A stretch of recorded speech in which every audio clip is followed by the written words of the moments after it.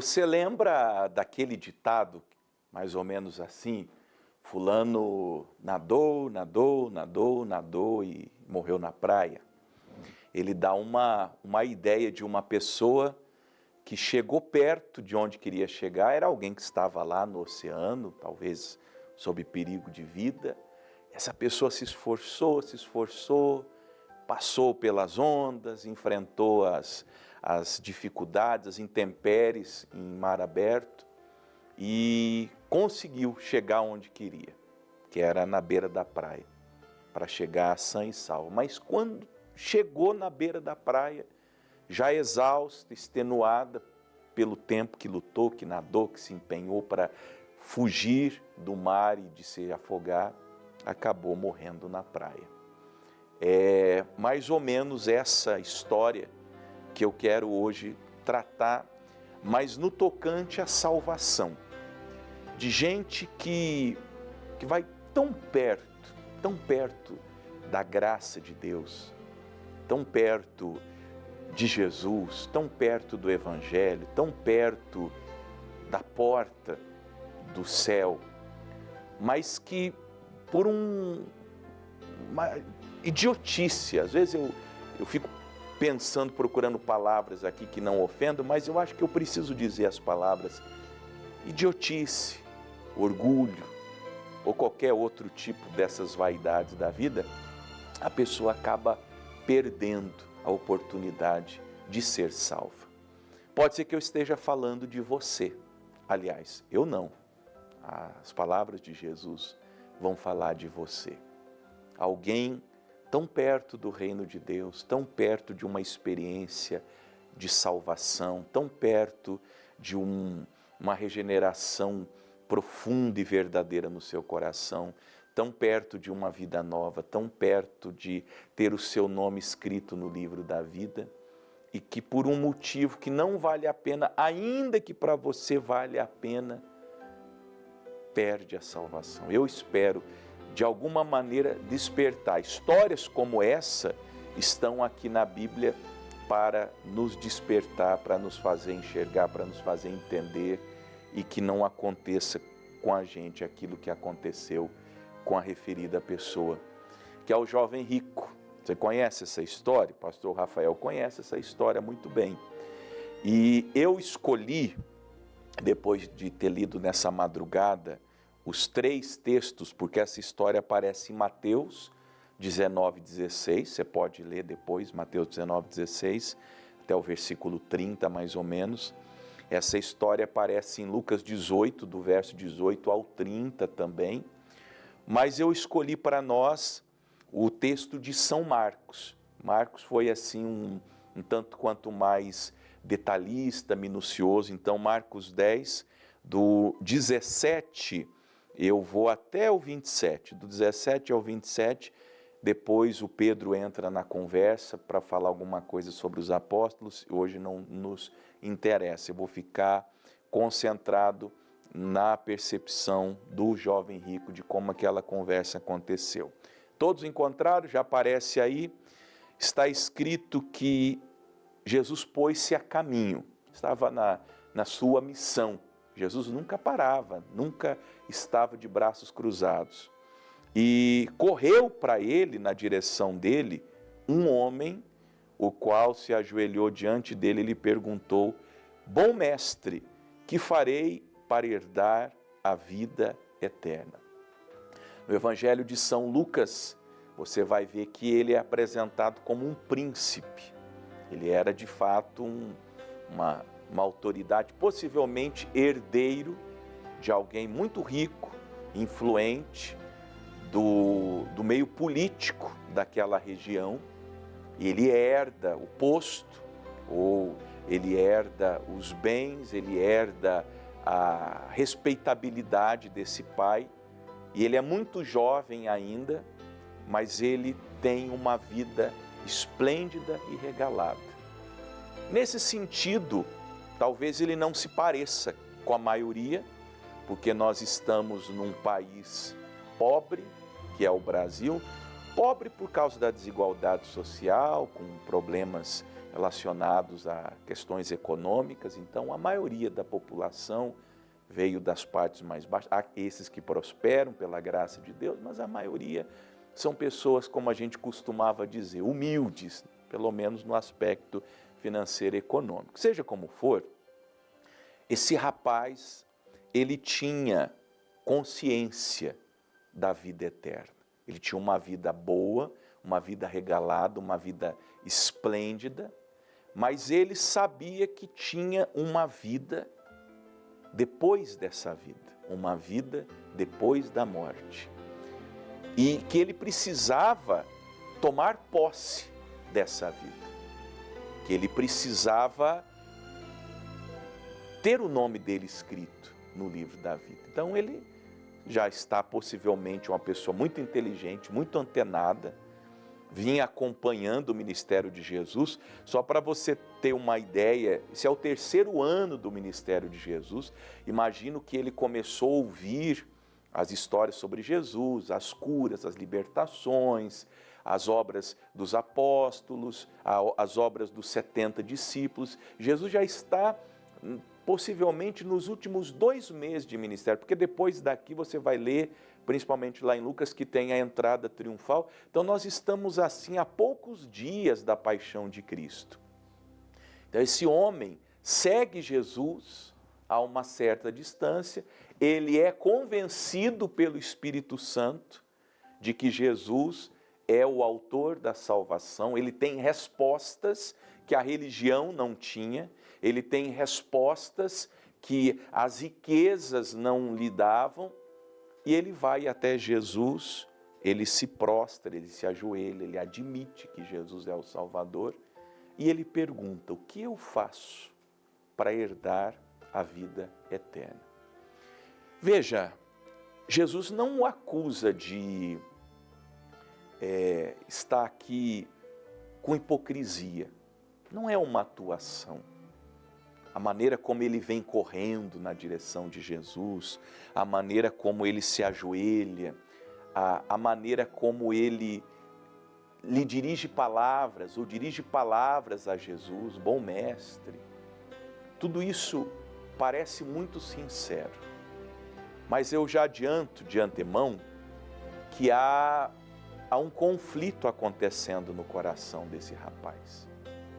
Porque apesar de o coração dele ser sincero no tocante à crença dele, no tocante àquilo que ele enxerga, aquilo que ele entende como sendo vida eterna, vida após a morte, salvação, de saber que Jesus é mestre, de que Jesus é o caminho e a verdade e é a vida, e que ele tem as palavras da vida eterna, como Pedro já tinha dito. Aquela era uma compreensão de pessoas que tinham algum conhecimento do Evangelho. Tu tens as palavras da vida eterna e nós cremos que tu és o Cristo, o Filho de Deus. Então esse rapaz, ele tem a mesma compreensão de Pedro, mas como eu falava, ele tem um conflito dentro de si, porque ele é muito rico. E ele, de alguma maneira, já intuía que aquilo era o estorvo, que aquilo era o atrapalho da vida dele. Caro irmão, caríssima irmã, meu prezado amigo, minha prezada amiga, você sabe dos empecilhos da sua salvação. Você sabe. Não sei se é um pecado, não sei se é um medo exacerbado que você tem da sua família, da tradição religiosa da sua família. Tem muita gente da alta sociedade me assistindo agora e você tem assim um pavor de decepcionar a sua família. Não se esqueça que Jesus disse que se converter implicaria aborrecer pai, mãe, irmão, árvore genealógica, tradicional. Você que é de uma família tradicional, rica. Alguns sacerdotes católicos me assistem, meu colega padre, de muito tempo o senhor anda me assistindo, e o senhor tem essa história com a Igreja de Roma, o Senhor tem essa história com a Igreja Católica, o Senhor se incomoda, o Senhor acende as velas, o Senhor prega o culto da maneira que prega, com um coração dolorido, porque no fundo o Senhor já não acredita mais nessas coisas.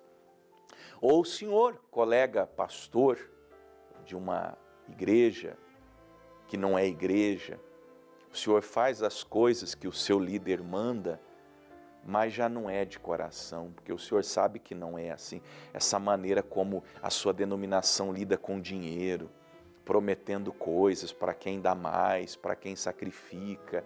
E o Senhor sabe no seu coração, o Senhor obedece porque o Senhor tem que pegar a meta, o Senhor tem que cumprir o alvo, o Senhor tem que manter a coisa, mas no teu coração o Senhor já não acredita mais nisso. O Senhor sabe que o Senhor não acredita mais nessas coisas.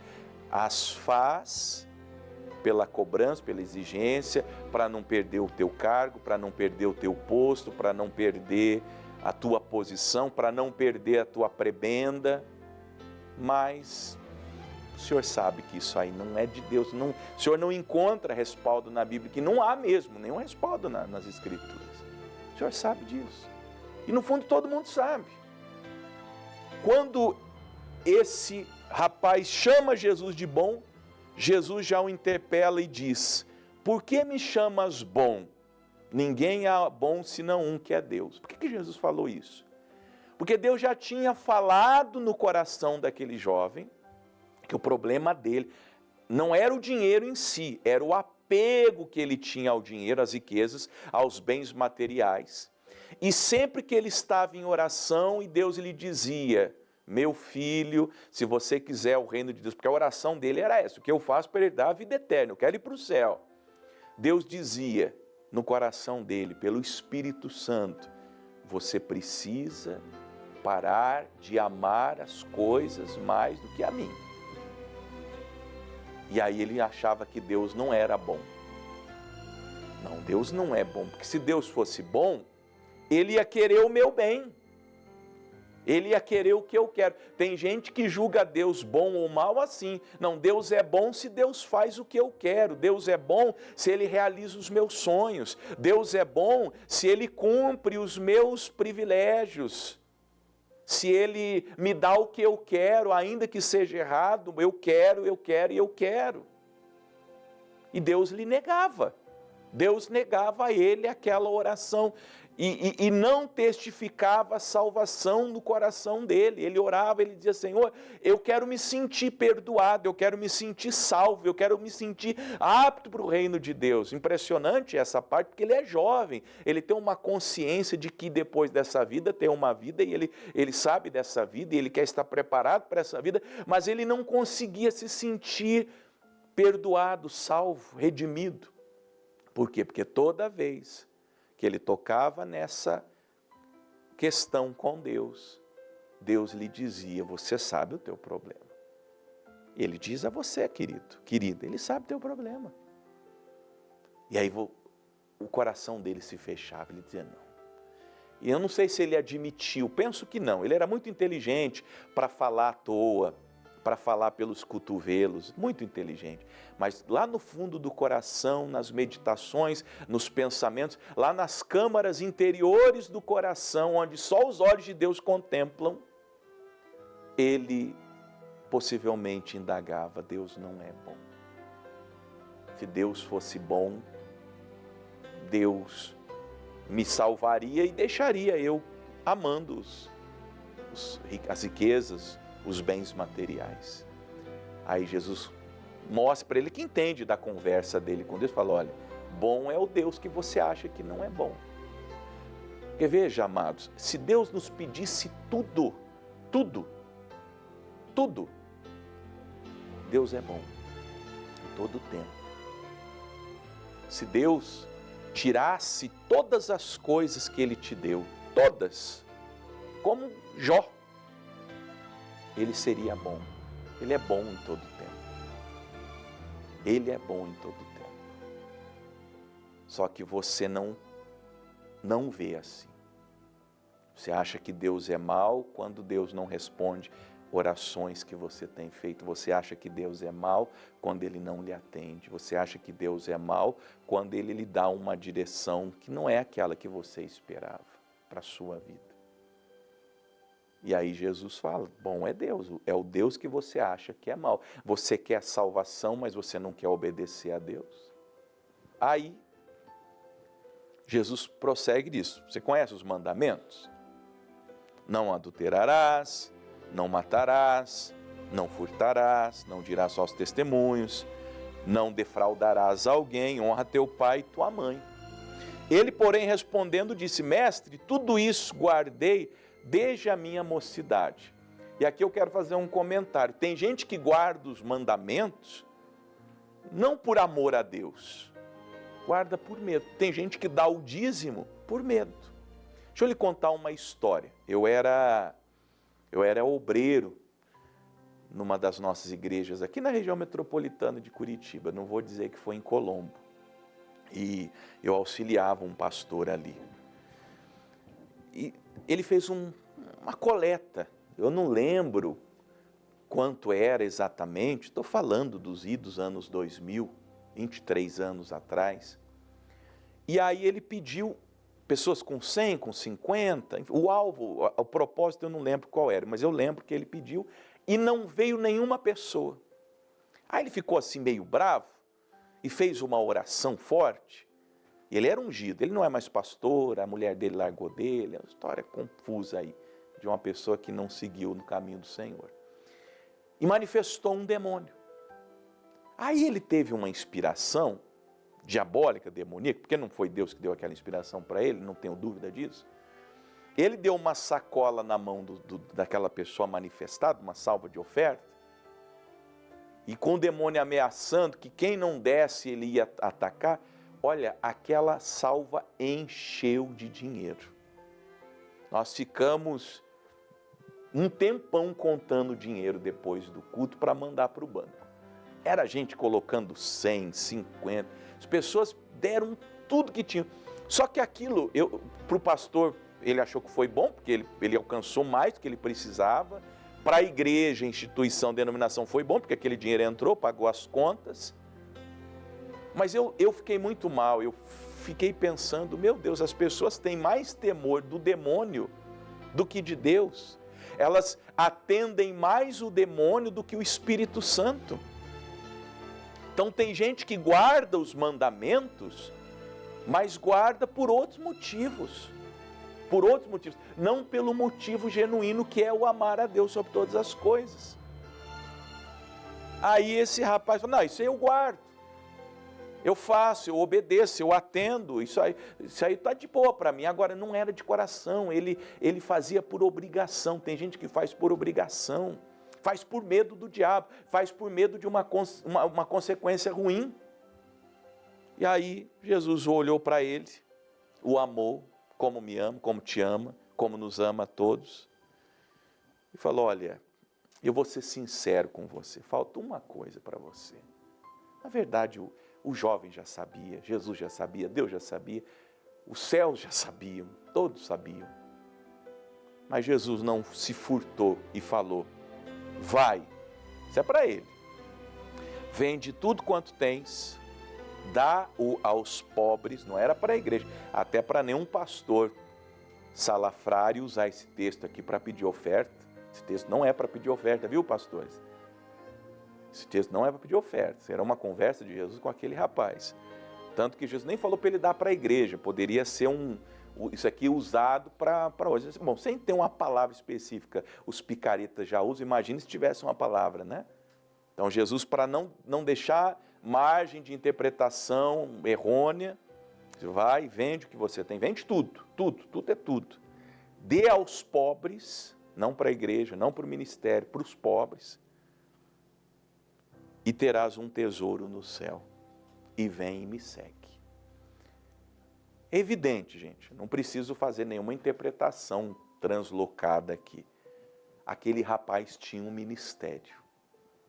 Para seguir Jesus, algo muito parecido com os apóstolos. Eu não vou ser leviano para dizer que ele seria um apóstolo, porque o grupo apostólico já tinha sido fechado há 3 anos antes. Jesus já estava comissionando pessoas, enviando de 2 em 2. Mas ele tinha um chamado para abandonar tudo e seguir Jesus. Algumas pessoas têm esse chamado, deixar tudo.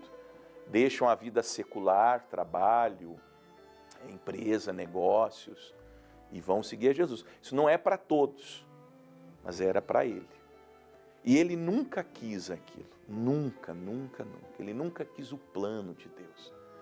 Eu não sei qual é o seu caso, mas pode ser que a tua salvação está por uma coisa só, que tem a ver com uma decisão, que tem a ver com uma ruptura.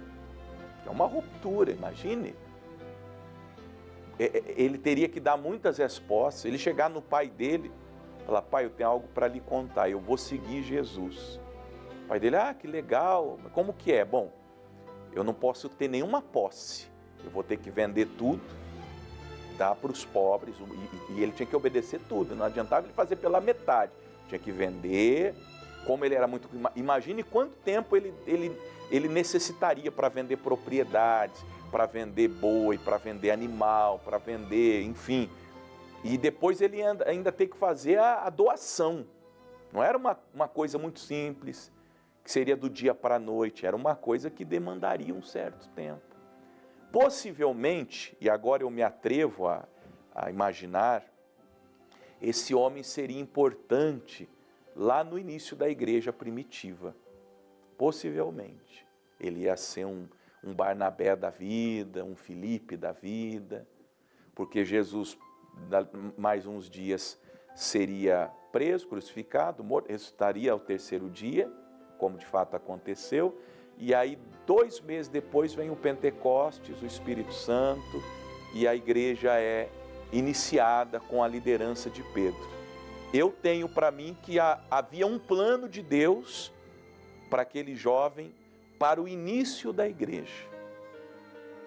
E esse plano não se cumpriu, porque nós lemos no 22 que, contrariado com essa palavra, ele retirou-se triste, porque possuía muitas propriedades. Eu não me recordo de alguém que deixou Cristo falando sozinho, virou as costas assim, e foi embora. Eu não me recordo. Os leprosos, Jesus diz: vão ao sacerdote. Eles não voltaram, mas eles saíram da presença de Jesus com a autorização de Jesus. Nem Judas agiu daquela maneira quando saiu para a traição, porque antes ele teve os pés lavados e ainda participou da Santa Ceia, ainda comeu do bocado molhado. Até Judas recebeu uma palavra que tem para fazer, faça depressa, e ele foi, segundo a palavra de Jesus, e foi fazer. Então, não conheço no Evangelho um indivíduo que tenha deixado Jesus falando sozinho. Esse homem deixou. Ele vai embora, ele está triste, ele já era triste com Deus, agora ele está triste com Jesus e com o Espírito Santo. Eu penso que ele cortou todo o relacionamento com a religião, com Deus, com Cristo, com o Espírito Santo. E se ele tivesse se convertido depois, imagino que alguns dos escritores, possivelmente Lucas lá em Atos dos Apóstolos, teria comentado: aquele jovem que foi embora, voltou, e ele vendeu tudo, e ele está servindo a Deus aqui na igreja. Não aconteceu. Não aconteceu, possivelmente não aconteceu. Agora pensa comigo, gente, pressupondo assim, ele está no inferno já há 2000 anos, estará daqui 2000 anos, estará daqui 20.000 anos, estará daqui 2 milhões de anos, estará daqui 2 bilhões de anos. E ele trocou a vida eterna com Cristo pelos prazeres que uma vida abastada traz na presente existência, que é o quê? 60, 70, 80, 90, 100 anos, para depois acabar e a pessoa ir embora sem a salvação. Não vale a pena. Pergunta que eu te faço é: o que te falta para herdar a vida eterna? Pensa sobre isso. Que o Espírito Santo faça um barulho no teu coração hoje. O que te falta para herdar a vida eterna?